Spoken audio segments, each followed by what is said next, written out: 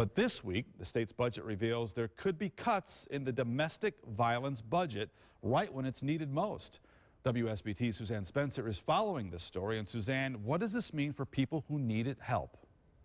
Budget cut passes this week, Rick. The YWCA in St. Joseph County could see a loss of nearly $20,000 just this year.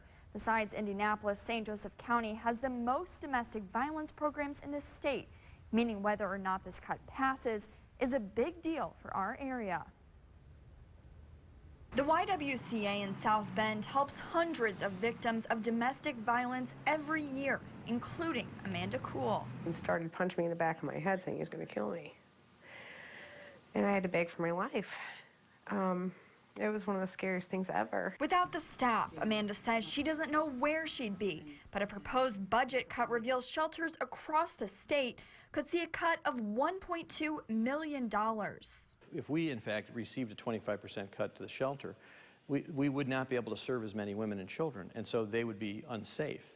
So it really is a public safety issue in that they would have nowhere to go. There are many shelters that are really kind of hanging by a thread because of previous budget cuts, and that this will absolutely put shelters out of business. The past 2 years, the state set aside $3.5 million for domestic violence programs. But this year, they're on the verge of withholding nearly $1.2 million of that money, pending approval on Friday. And shelters are in the dark about why the state could withhold that much money. If this cut is approved by the state, shelters like the YWCA in South Bend could see almost 25% less money coming in. And that money is directly impacting employees' salaries. This money is one of the few grants that funds salaries for employees who help people like Amanda. I love it here at the YWCA. It saved my life.